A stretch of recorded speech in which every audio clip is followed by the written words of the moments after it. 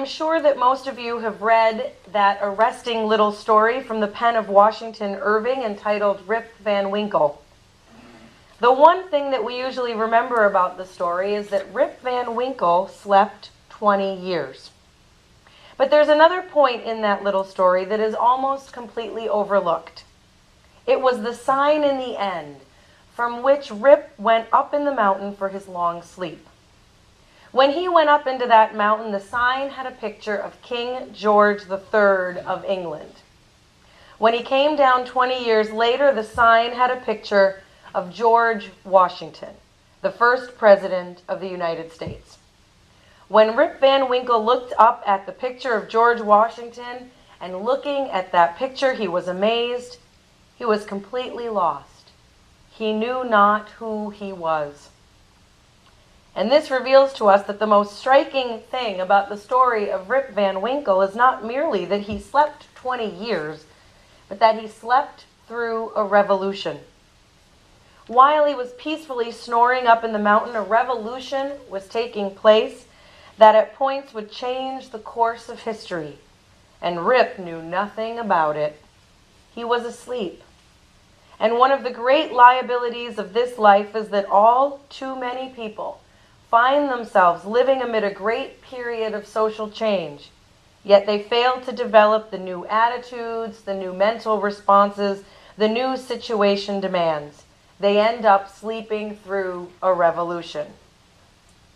There can be no denying of the fact that a great revolution is taking place in the world today. In a sense, it's a triple revolution: technological, weaponry, human rights. We do live in a period where changes are taking place. And if you listen, you can still hear a voice crying through the night saying, "Behold, I make all things new, and the former things will pass away." Now, last July, I was given a great gift. I was able to spend 5 days with Joanna Macy, who some of you may know is an eco-philosopher, an activist, an author, an all-around amazing presence for good in this world.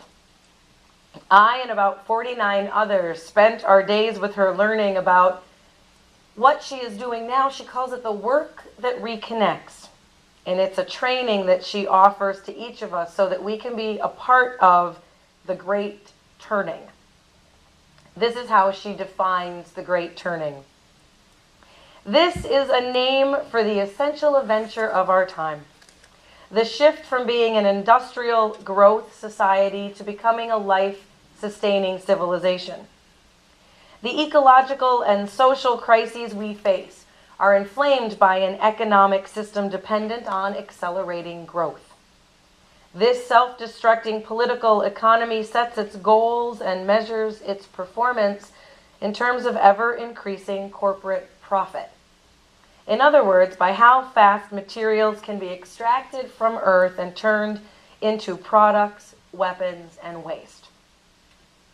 A revolution is underway because people are realizing that our needs can be met without destroying our world. We have the technical knowledge, the communication tools, the material resources to grow enough food, ensure clean air and water, meet energy needs.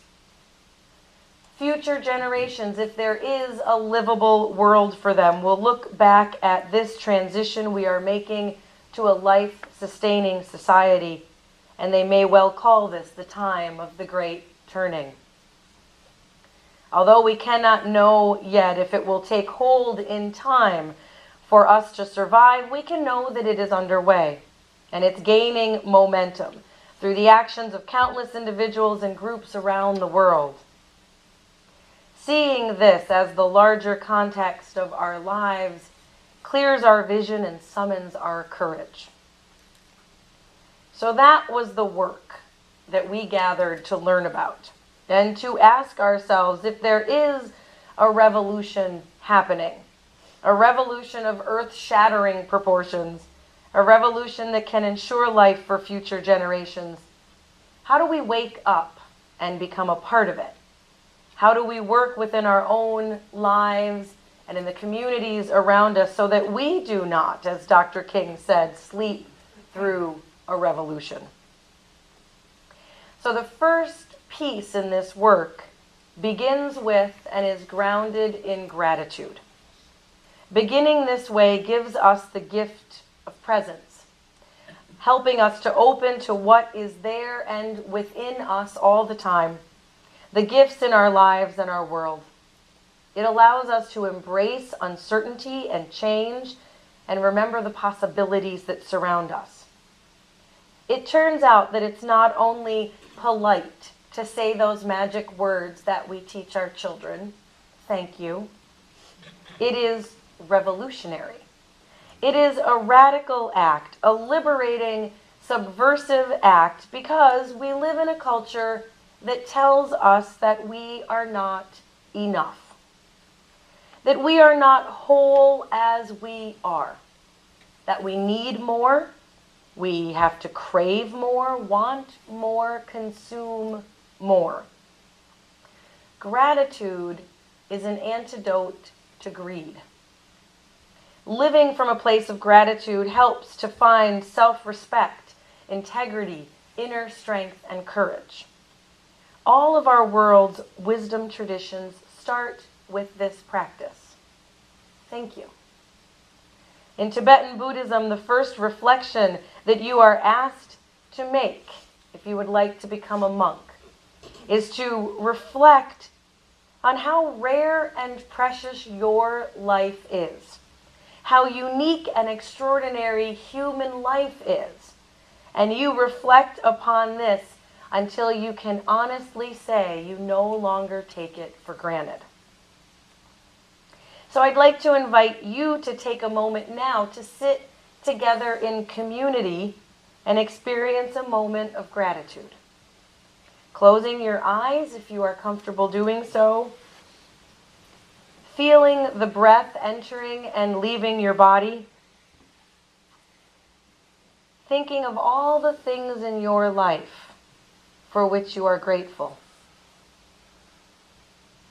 Relationships that nurture and support you.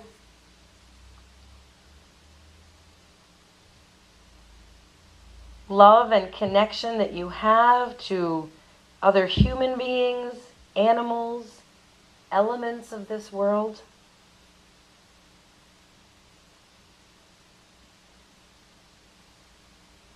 The remarkable body that brought you here today.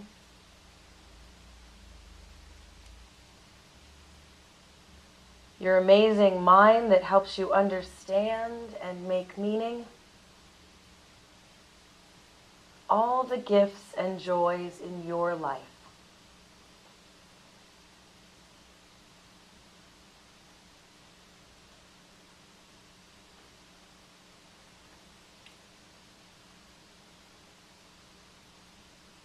Thank you. Now the next piece is to hold that sense of gratitude in your mind and your heart as you move into the next phase of the work, which is honoring our pain for what's happening in our world. Now in 1968, so what is that, 45 years ago? 1968, I know I'm trying to do math. Martin Luther King continued in that sermon and said, "How can one avoid being depressed when he sees with his own eyes evidences of millions of people going to bed hungry at night? How can one avoid being depressed when he sees with his own eyes God's children sleeping on the sidewalks? In Bombay, more than 1 million people sleep on sidewalks every night. They have no beds to sleep in, no houses to go to. As I noticed these things, something within me cried out, can we in America stand idly by and not be concerned? And an answer came, no, because the destiny of the United States is tied up with the destiny of India and every other nation. And I started thinking of the fact that we here in America spend millions of dollars a day to store surplus food. And I said to myself, I know where we can store that food free of charge, in the wrinkled stomachs of millions of children all over the world who go to bed hungry. And I thought that maybe, just maybe, we spend far too much of our national budget establishing military bases around the world rather than bases of genuine concern and understanding. So what would he say today, 45 years later? What would he add in his list?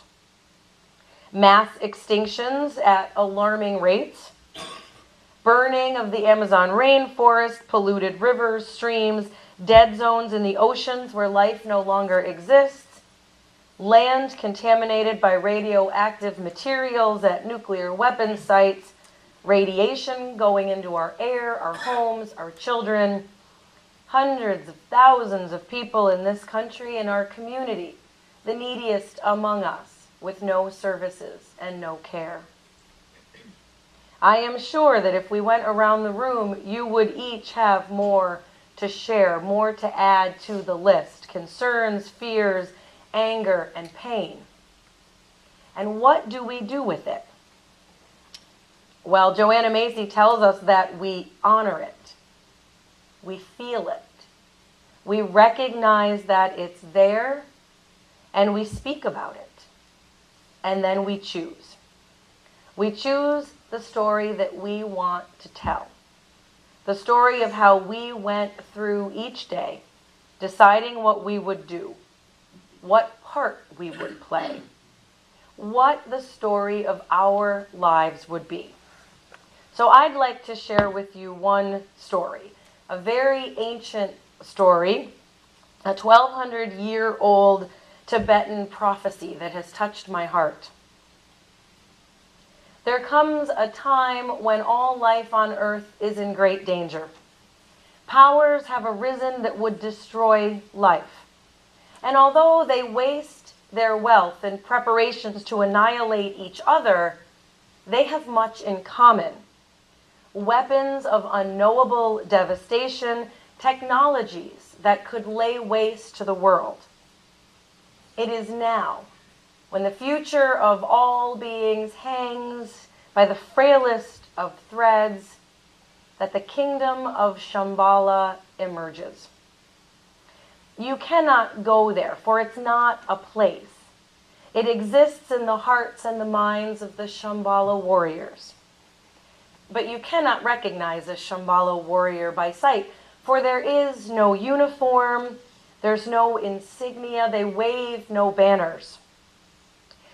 And there are no barricades from which to threaten the enemy, for the Shambhala warriors have no land of their own. Always they move on the terrain of the great powers themselves. Now comes the time when great courage is required of the Shambhala warriors, moral and physical courage. For they must go into the very heart of the powers and dismantle the weapons. To remove the weapons, in every sense of the word, they must go into the corridors of power where decisions are made. The Shambhala warriors know that they can do this, that this is possible, because the weapons are manomaya. They are man-made. And this is very important to remember. These weapons are made by the human mind, so they can be unmade by the human mind. The warriors know that the dangers that threaten life on earth do not come from evil deities or extraterrestrial powers. They arise from our choices and our relationships. And now they must go into training. How do they train? They train in the use of two weapons, compassion and insight. Both are necessary. We need the first one because it provides us the fuel, moves us out to act on behalf of other beings. But by itself, it's hot. It can burn. It can burn us out. So we need the second one as well. Insight. Insight into the dependent co-arising of all things. It lets us see that this is not a battle between good people and bad people. For the line between good and evil runs through every human heart. We realize with insight that we are interconnected, as in a web, and that each act with pure motivation affects the entire web, bringing consequences that we can never measure and may never see. But insight alone can seem too cool to keep us going. So we need the heat of compassion, the willingness, the openness to seeing the world's pain. Both are tools that are necessary to the Shambhala warrior. They are the gifts for us to claim now in the healing of our world. So this story shows us the challenges that we face and also the strengths that we each bring to it.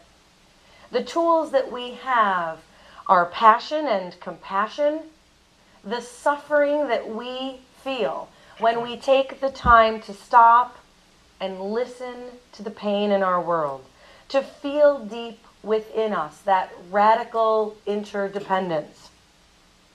From this remembering, this rediscovery springs courage, a deeper sense of community, and insights into our own power and our own creativity.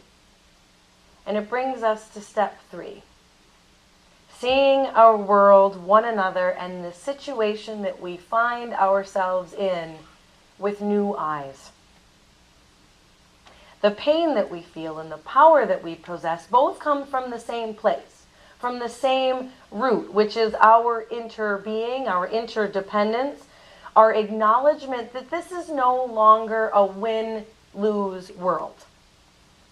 It has to be, it is now, a win-win or a lose-lose kind of place. If one of us wins, we all win. And if one of us loses, if one of us suffers, we all suffer and we all will lose. We need to get away from the view of the world, the story that tells us that we are separate, defined, classified, categorized beings. The story that overlooks and ignores the connections that happen between us and among us. The current view that says that these connections don't matter. Worry about yourself. Build defenses to protect and take care of yourself, your own. Let others figure it out for themselves. That's a story of power over and competition. Our new story, the new eyes that we need to see our world, is one of connection, interrelation, harmony, openness, power with. We either all win or we either all lose. We need to learn a new story of cooperation, one that focuses on what happens between us, where we learn how to take down the automatic defenses that we all feel when we put them up. Learn how to take them down and open to another. This is what we do in communities. We take discrete individuals and we weave the connections between them. We see what they can do together, for we realize that the whole really is greater than the sum of the parts. We are so much more when we're together. We're not separate. We're gorgeous, unique, distinct individuals who are woven together with everything that surrounds us. And our task here is to open ourselves to one another and to other ways of seeing and being, remembering where that line between good and evil lies. And in this way, we keep changing and growing. Take these words from the poet Rilke. I live my life in widening circles that reach out across the world. I may not complete this last one, but I give myself to it. I have been circling around God, that primordial tower. I've been circling for thousands of years, and I still don't know. Am I a falcon, a storm, or a great song? You are all of the above and so much more. If we can see ourselves and our lives and those around us in this way, as circles that widen out farther and farther to slowly encompass all, we can see this. We can live this. We can turn. And then we move into the fourth phase of this work, which is titled Going Forth. This step comes out of your uncertainty, out of your not knowing what to do next, and the overwhelming nature of the problems that we see around us. So what do? Trust that it is okay not to know what to do next, and simply step forward into the next best thing. What is the next best step that you can take right now for the good of your life, for future generations, for the living earth? Now, as you think about that next best step, it doesn't have to be huge, doesn't have to be overwhelming. The next thing that you can do, here's what to remember. Trust in your capacity to invent, to reinvent, to grow, and to change. Remember that your experience, your life, is a sacred gift to be honored and cherished. You are alive at a time of great destruction, great peril, and great possibility. And you have been born for such a time as this. And it is your choice. So choose your story. Choose carefully. Choose life. Choose hope.